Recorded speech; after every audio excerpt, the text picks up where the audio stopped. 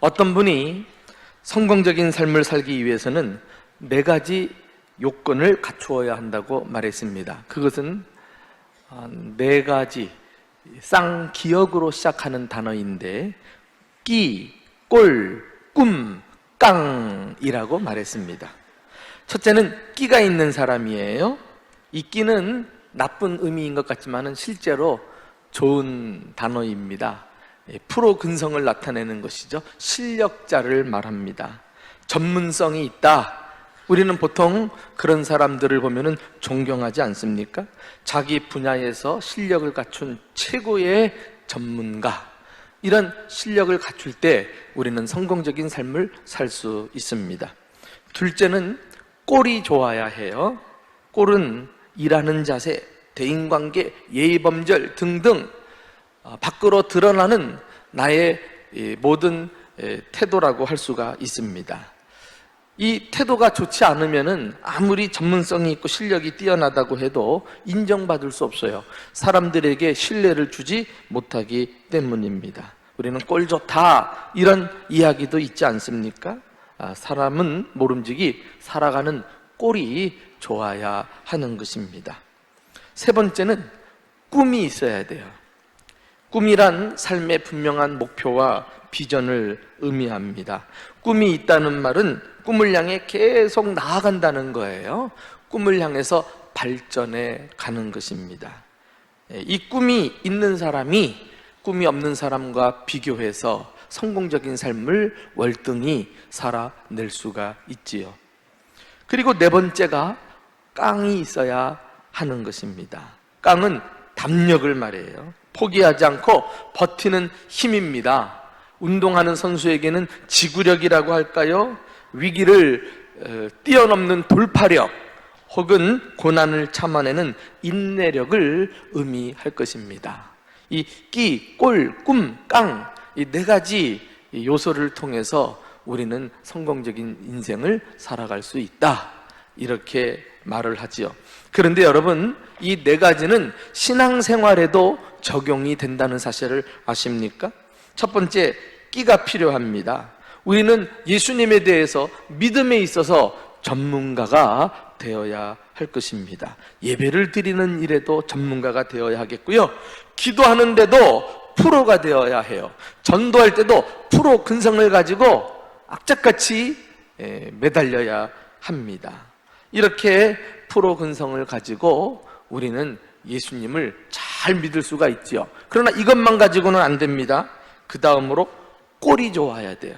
성도다운 모습이, 면모가 우리 삶 속에서 나타나야 합니다. 그래서 불신자들이 볼 때도 우리가 겉으로 드러내는 이런 모습을 보면서 하나님 살아계시는구나, 예수님 믿으려면 저렇게 믿어야 돼 라는 인정을 받으셔야 하지요. 그럼으로써 꼴이 좋은 그리스도인들은 안 믿는 사람에게조차도 신뢰를 주고 또 성숙한 그리스도인이라고 하는 이야기를 들을 수 있습니다. 또한 꿈이 있어야 돼요. 우리 삶을 통해 하나님이 영광 받으시기를 소원하는 것은 양보할 수 없는 인생의 목표입니다. 그리고 우리 그리스도인들은 열리를 제쳐두고 하나님 나라 비전을 가지고 사는 것이 중요하지요. 이 땅에서 하나님의 나라를 이루며 살다가 장차 천국에 들어갈 것을 소망하는 삶이 바로 주님의 나라 비전을 가진 사람에게 있는 것이라고 할 수가 있습니다. 그리고 마지막으로는 깡이 있어야 돼요. 깡이. 시련을 극복하고 위기를 헤쳐나가고 우리 앞에 당한 고난을 참아낼 줄 아는 소위 믿음의 인내력이 우리에게 꼭 필요합니다. 앞에 나온 끼, 꼴, 꿈, 이 3가지를 다 갖추고 있어도 마지막에 깡이 없으면 이 가진 것 다 써보지도 못하고 중도에서 실패하고 말아요. 포기하고 마는 것입니다. 여러분, 이렇게 중요한 깡은 저절로 만들어지지 않습니다. 훈련으로 만들어지는 거예요. 여러분, 강한 군사를 만들려면 훈련이 강해야 되지 않아요? 운동선수라도 거듭된 훈련을 통해서 근력이 생겨요. 살에 근육이 붙는단 말입니다. 그러니까 오래 붙들고 버티기도 하고 쓰러지지 않고 균형을 잡고 자기 자신을 유지하고 그러면서 어려움을 거뜬히 뛰어넘어가는 것 아니에요? 근력이 없으면 버티지도 못하는 거예요. 신앙도 똑같습니다. 하나님은 우리 신앙생활에 이 좋은 끼와 꼴과 꿈을 이루고 살 수 있도록 결국은 이 깡을 훈련시켜 주시는데 영적인 근육을 단련시켜 가지고 어떤 혼란이 와도 쉽게 뒤로 물러서지 않고 버텨내는 거죠. 끝까지 포기하지 않고 참아내는 거예요. 그래야 신앙에 있어서 성공하기 때문입니다. 알프스 산 정상에는 산장이 하나 있었는데 그 산장에는 5m 떨어진 곳에 십자가가 우뚝 서 있다고 합니다. 교회도 없는데 웬 십자가일까요? 그 십자가에 얽힌 사연은 다음과 같아요. 한 등산가가 알프스 산을 오르다가 심한 눈보라를 만났습니다. 그는 산 정상에 가면 산장이 있다는 사실을 알고 있었어요. 그래서 눈보라를 뚫고 정상에 올라가기로 마음을 먹습니다. 그런데 조금 가다 보니까 엎친 데 겹친 격으로 해가 져서 어두움이 그만 내리고 말았어요. 점점 심해지는 눈보라를 맞으면서 어둠 속을 걸어갔지만 가도 그가 생각했던 산장이 나오질 않는 것입니다. 1m 앞도 보이지 않는 상황 속에서 그는 자신이 길을 잘못 들었다고 생각하고는 그만 좌절하고 말았어요. 그 자리에서 모든 것을 포기하고 주저앉습니다. 다음 날 눈보라가 거친 다음에 사람들은 길가에서 얼어 죽은 그 등산가를 발견했습니다. 그런데 안타깝게도 그가 얼어 죽은 장소는 바로 산장 입구에서 5m 떨어진 곳이었던 것 있죠. 만일 그가 눈보라와 어둠 속에서 5m만 더 헤쳐나갔더라면, 포기하지 않고 앞으로 나아갔다면 그는 생존했을 것입니다. 그래서 십자가를 보는 이마다 등산객들에게 끝까지 포기하지 맙시다, 견뎌냅시다 라는 정신을 불어넣어주기 위해서 이 십자가 탑을 세워 놓았다는 것 아닙니까? 여러분, 참 우리에게 의미심장합니다. 너무 힘들고 지쳐서 포기하고 싶을 때 한번 이야기하세요. 5m만 더 버티자, 5m만 더 가보자. 그러면서 세상 사람들도 악착같이 자신이 바라던 목적을 이루어내는 것 아닙니까? 여러분, 인내가 무엇이에요? 참 인내라는 헬라어 단어는 의미심장합니다. 이 헬라어 단어는 합성어로 되어 있어요. 두 가지 단어가 합쳐서 됐는데요, 마크로두미아라는 단어가 인내라는 단어입니다. 마크로는 크다, 길다 이런 뜻이잖아요. 두미아, 마음을 가리켜요. 심장을 가르쳐요. 그러니까 길게 가는 마음, 이것이 바로 인내라는 뜻입니다. 여러분, 인내는 잠깐 견디다가 이런저런 이유로 포기하는 것이 아니라 어찌든지 끝까지 견디면서 길게 가는 거예요. 언제까지 우리가 참아야 될까요? 오늘 본문 말씀에 주님이 오실 때까지. 우리 7절 말씀 한번 다 같이 읽어볼까요? 자, 7절 시작. 그러므로 형제들아, 주께서 강림하시기까지 길이 참으라. 그냥 참으라 해도 되는데 길이 참아야 돼. 언제까지? 주님이 다시 오시는 날까지. 이 말은 우리가 구원받은 이후에 우리의 전 삶이 시종일관 인내로 이어져야 할 것을 말씀하고 있습니다. 길이 참지 못하고 중도에서 포기하면 주님 오실 때까지 성공적인 신앙생활이 불가능하다니까요. 우리의 신앙 여정은 인내하면서 한 고비를 넘어가고 또 인내하면서 또 한 고비를 넘어가고, 이렇게 해서 길이 참으면서 가는 순례 여정이라고 할 수가 있습니다. 미국의 어떤 목사님이 이 인내에 대해서 정의를 하셨는데 내 마음에 쏙 들어요. 아주 전곡을 탁 찔렀어요. 인내란 무엇인가? 포기의 순간을 넘어가는 거 그랬어요. 포기하고 싶을 때, 손을 놓고 싶을 때, 뒤로 돌아서서 가버리고 싶을 때 그 순간을 넘어가요. 그러면 우리는 또다시 앞으로 나아가게 돼 있어요. 또 어려움이 옵니까? 또 넘어가요. 그러면서 천성을 향해서 나아가는 것이 신앙생활입니다. 이 인내가 없으면 절대로 목적지까지 도달할 수 없다니까. 그러므로 우리가 만나는 시련과 고난들은 내 인내심을 시험하는 시험대입니다. 시험대.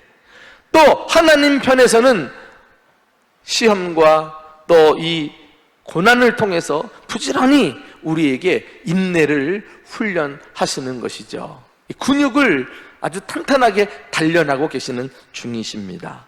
그러므로 오늘 야고보 사도가 인내에 대한 교훈을 주면서 어떻게 우리가 인내의 훈련을 받아야 하는지, 어떻게 인내하며 살아야 하는지를 우리에게 가르쳐주는 대로 교훈을 함께 나누고 싶습니다. 인내의 훈련을 잘 받으시려면 주어진 상황을 그대로 받아들이셔야 돼요. 그것을 피해서 달아나려고 할 필요도 없어요. 왜 이런 일이 나에게 닥쳤느냐고 자꾸 여러분들이 이유를 찾으려고 고민할 필요 없어요. 그러면은 더 수렁에 빠지고 말아요. 우리 7절부터 8절 자막을 보시면서 함께 읽어보실까요? 자, 시작. 보라, 농부가 땅에서 나는 귀한 열매를 바라고 길이 참아 이른 비와 늦은 비를 기다리나니 너희도 길이 참고 마음을 굳건하게 하라. 주의 강림이 가까우시니라 그랬어요. 야고보 사도는 인내를 가르치기 위해서 농부를 등장시킵니다. 농부는 어떤 사람입니까? 봄에 씨를 뿌리고 손을 놓지 않아요. 여름에는 날씨가 덥고 폭염이 쏟아진다고 쉬는 법이 없습니다. 부지런히 길쌈을 하면서 알곡을 위해서 잡초들을 다 뽑아내야 되지 않아요? 농부가 만일 일하기 싫다고 해서 밭에 나가서 땀 흘리지 않고 다른 곳에 가 있다면 가을 수확은 불가능할 것입니다. 그는 자신의 상황을 그대로 받아들이고 자기가 있어야 할 곳에서 최선을 다했어요. 이것이 인내입니다. 인내는 힘든 시간을 그냥 시간이 지나가기만을 바라는 소극적인 개념이 아니라 적극적으로 자신이 해야 할 일을 끝까지 감당하는 게 인내예요. 데이빗 캐슬러라고 하는 사람이 쓴 인생 수업이라는 책이 있어요. 이 공저예요. 또 한 사람이 있는데 엘리자베스 기억이 잘 안 나가지고 인생 수업이라는 책이 있는데 이 책에서 인내에 대한 주제를 다룬 글이 나와요. 거기서 이런 대목이 있습니다. 한번 들어보세요. 인내심을 갖는 첫 번째 단계는 당신이 직면한 상황을 고치거나 바꾸지 않는 것입니다. 그리고 내게 일어난 모든 일들은 어떤 이유가 있다고 자각하는 것입니다. 상황을 바꿀 수 없다고 해서 불행하다고 여겨서는 안 됩니다.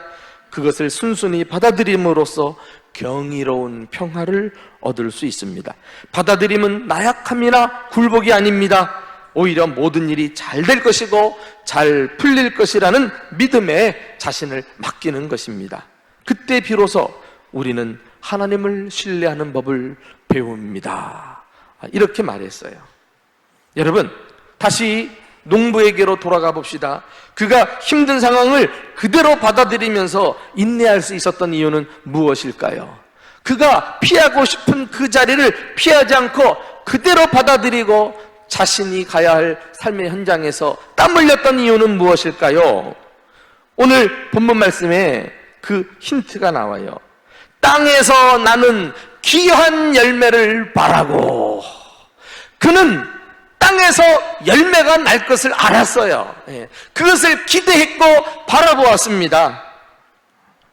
그래요. 나는 지금 힘들고 고되지만 반드시 선한 결과가 올 것이다. 이 믿음이 있었기 때문에 그는 포기하지 않고 인내할 수 있었던 것입니다. 사랑하는 교우 여러분, 우리는 어떤 의미에서 인생의 밭을 가는 농부들이라고 할 수 있어요. 살면서 수만 가지 다양한 사건들을 경험합니다. 봄, 여름, 가을, 겨울만 우리에게 오는 게 아니잖아요.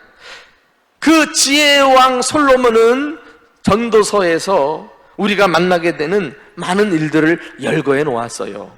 그게 전도서 3장 2절 이하에 나오는데 한번 들어보십시오. 날 때가 있고 죽을 때가 있고, 심을 때가 있고 심은 것을 뽑을 때가 있고, 죽일 때가 있고 치료할 때가 있고, 헐 때가 있고 세울 때가 있고, 울 때가 있고 웃을 때가 있고, 슬퍼할 때가 있고 춤출 때가 있고, 돌을 던져버릴 때가 있고 돌을 거둘 때가 있고, 안을 때가 있고 안는 일을 멀리할 때가 있고, 찾을 때가 있고 잃을 때가 있고, 지킬 때가 있고 버릴 때가 있고, 찢을 때가 있고 꿰맬 때가 있고, 잠잠할 때가 있고 말할 때가 있고, 사랑할 때가 있고 미워할 때가 있고, 전쟁할 때가 있고 평화할 때가 있느니라. 아이고, 들으시느라고 인내하시느라고 엿보셨습니다. 딱 기네. 여러분, 요거 제가 한번 어떤 경우들인지 쉬어봤어요. 그랬더니 28가지가 나와요. 다양한 사건, 사고들이 우리 앞을 지나갑니다. 그런데 28가지뿐만이겠어요. 솔로몬이 요약을 한 것이죠. 더 많은 일을 우리는 기대해야 합니다. 그런데요, 그 일이 무슨 일이라도 좋든 싫든 공통점이 있다는 거 있죠. 공통점이. 일이 아무리 수만 가지라도 딱 하나의 공통점으로 귀결이 되어요. 그게 뭔가? 그 다음에 나오는 구절을 한번 읽어보실까요? 전도서 3장 10절 11절 말씀이에요. 자, 시작. 하나님이 인생들에게 노고를 주사 애쓰게 하신 것을 내가 보았노라. 하나님이 모든 것을 지으시되 때를 따라 아름답게 하셨고, 할렐루야. 그렇습니다. 어떤 경우든지 하나님께서 우리에게 유익하게, 이롭게, 선하게 만들어 주셨다는 거 아닙니까? 마치 농부가 땅에서 나는 귀한 열매를 바라고 그것을 얻기 위해 인내하는 것처럼, 우리 또한 아무리 많은 사건, 사고들이 들이닥친다고 해도 하나님의 선하신 결과들을 바라보고 인내할 수 있음을 기억하시기를 축원합니다. 이걸 놓치면 안 돼요. 이걸 놓치면 안 돼요. 그래서 8절 말씀도 보면은 너희도 길이 참고 마음을 굳건하게 하라, 이렇게 얘기하지 않았어요? 여기 굳건하다는 것은 흔들리지 않는 상태를 말합니다. 견고한 믿음을 가지고 길이 참으라는 것을 말해요. 누구에 대한 믿음입니까? 무슨 일을 만나도 선하신 결말을 주시는 자비롭고 긍휼이 많으신 하나님, 내가 그분을 꽉 붙들고 전혀 믿음에 있어서 흔들리지 않고 끝까지 인내하리라. 이런 태도가 주님 오시는 날까지 저와 여러분 가운데 늘 넘치시기를 예수님의 이름으로 축원합니다. 두 번째, 인내를 잘 하시려면 다른 사람을 탓해서는 안 돼요. 인내하는 사람은 조금 전 말씀드린 대로 인생의 경영자이신 하나님만 바라보고 힘든 상황을 견뎌내야지, 억울하다고 문제의 원인을 다른 사람에게 돌려서는 안 됩니다. 오늘 9절 말씀에 우리 한번 그 내용이 나오죠. 다 같이 읽어볼까요? 자, 시작. 형제들아, 서로 원망하지 말라. 그리하여야 심판을 면하리라. 보라, 심판주가 문 밖에 서 계시니라. 이 원망하는 게 뭡니까? 상대방을 비난하거나 남 탓하면서 불평하는 것을 말합니다. 이 인내에 대해서 교훈하면서 그 중간에 사람을 원망하지 말라는 말씀이 왜 들어갔을까요? 이 중요하기 때문에 그럽니다. 우리는 어려운 일 당할 때 특별히 입조심해야 돼요. 입조심. 억울하다고, 힘들다고, 그 힘든 걸 다른 사람에게 불똥을 튀겨서 책임을 돌리고 그 사람 탓하고, 그래서 나도 힘든데 다른 사람까지 힘들게 만들어서 문제를 크게 만드는 일들이 허다해요. 그건 지혜롭지 않은 거예요. 그건 인내하지 못하는 것입니다.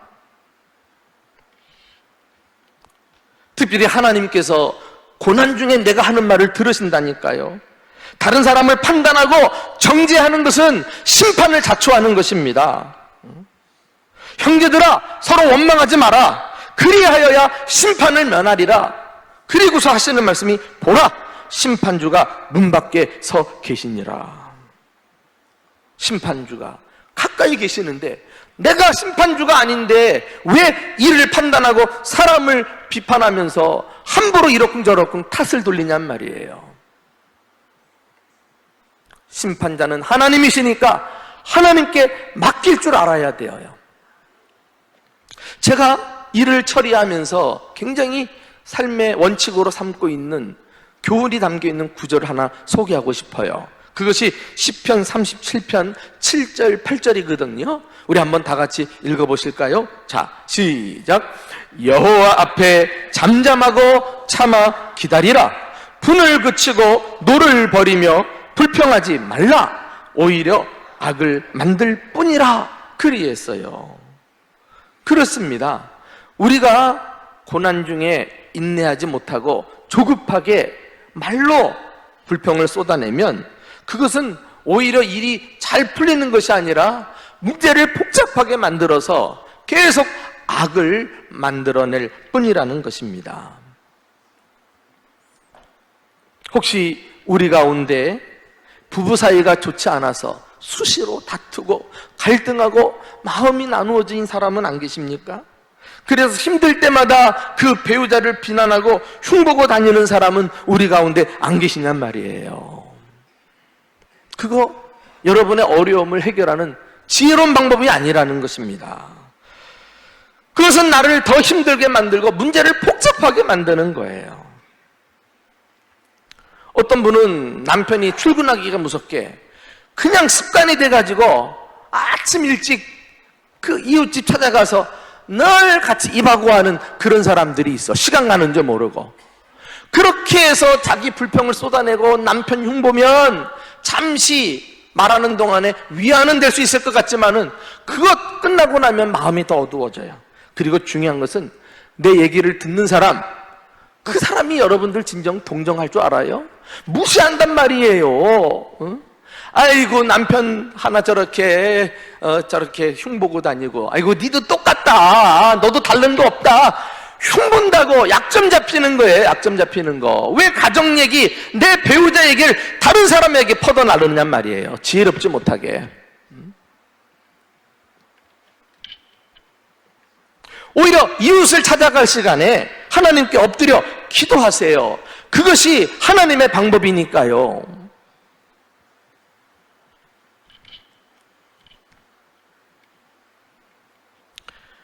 탈무드에 아브라함의 일화가 소개되어 있는데, 아브라함이 지나가는 한 나그네를 보고 집으로 초대합니다. 그리고 음식을 차려서 대접을 하죠. 근데 이 나그네가 음식을 먹기 전에 기도하지 않고 먹는 거예요. 아브라함이 왜 하나님께 기도하지 않으십니까? 물었더니 나는 불을 숭배하는 페르시아인입니다. 하나님을 알지 못합니다. 그래서 아브라함이 침이 마르도록 하나님이 누구신지 소개해 주었어요. 하나님은 우주 만물을 창조하시고 우리를 다스리시는 분이십니다. 그분은 당신과 나를 사랑하시고 날마다 필요를 채워주십니다. 그러므로 우리는 음식 앞에서 감사하면서 기도해야 합니다. 그랬더니 이분이 대답해요. 그래도 나는 불을 숭배하지 하나님 믿고 싶지 않습니다. 그러므로 나는 기도할 필요가 없다고 생각합니다. 그러니까 아브라함이 그 분을 참지 못하고 그냥 순간 분노를 터뜨리면서 나그네를 쫓아버렸어요. 당신 같은 이방인은 우리 집에서 쉬게 할 수 없어. 여기서 나가시오. 그리고는 나그네가 가는 뒷모습을 한참 쳐다보고 있는데 그때 하나님의 사자가 나타납니다. 종아, 하나님은 저 사람을 위해 50년 동안 참고 참았거늘 너는 1시간도 참지 못하고 내쫓는구나. 여러분, 우리가 한 생명 구원하는 게 그게 저절로 쉽게 되냔 말이에요. 오랫동안 인내하고 그를 위해서 참고 하나님도 그를 참으면서 기다려줄 때 깨닫고 돌아오는 때가 있잖아요. 우리도 쉽게 주님을 믿었던가요? 버티다가 주님이 인내하셔서 그 사랑 때문에 예수 믿고 이만큼 반듯한 사람 구실하고 있는 거 아니겠어요? 근데 왜 우리는 다른 사람에 대해서 그렇게 참아주질 못합니까? 심지어 내 배우자에 대해서 그렇게 인내하지 못하고 조급하게 불평합니까? 비판합니까? 그러니까 하나님이 개입하실 틈도 없고 사람이 변화를 못 받는 거예요. 인간관계에 있어서도, 부부 관계에 있어서도 인내가 필요해요. 진짜 어떤 의미에서 인내가 사랑입니다. 사랑은 오래 참고, 또 마지막에 사랑은 모든 것을 견디느니라. 인내로 시작해서 인내로 끝나는 게 사랑이라니까. 교회 생활하면서 성도들과의 관계도 말할 것도 없어요. 그냥 눈에 보이는 대로 지적질하고 판단하고 험담하고 비난하는 거 습관된 사람들, 심판주가 곁에 계십니다. 두려울 줄 알아야지요. 서로 원망하지 말고 어려울 때일수록 하나님께 전폭적으로 맡기고 기다리며 인내하는 저와 여러분 되시기를 예수님의 이름으로 축원합니다. 마지막으로 인내를 잘 하시려면 신앙 선배들을 보고 배우셔야 합니다. 그 내용이 오늘 10절에 있지요.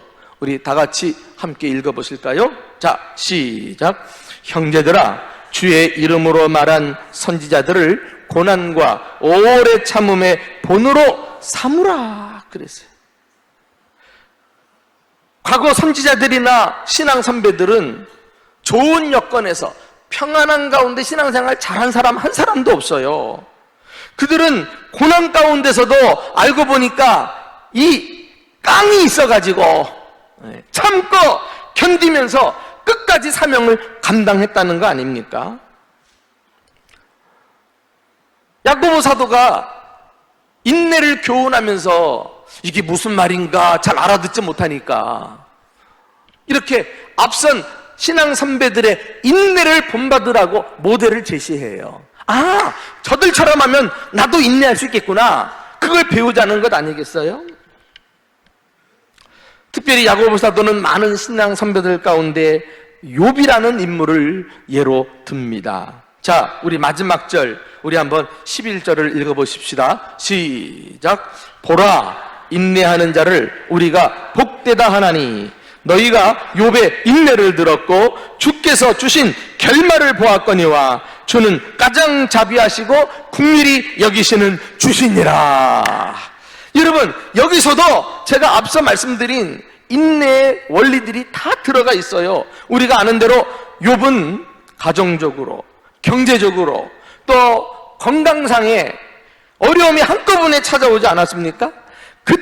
그때마다 입술로 범죄치 않고 하나님을 바라보면서 인내했어요. 어떻게 그런 일이 가능했을까요? 그는 주님께서 주실 선한 결과가 있다는 것을 믿음으로 바라본 줄 깨달으시기를 축원합니다. 그걸 딱 바라보고 지금 내가 어떻게 될지, 앞으로 내가 나아갈 길이 어떤지 전혀 알 수 없었지만 한 가지 아는 게 있답니까? 그걸 붙들고 인내했어요. 자, 그의 고백을 직접 들어볼까요?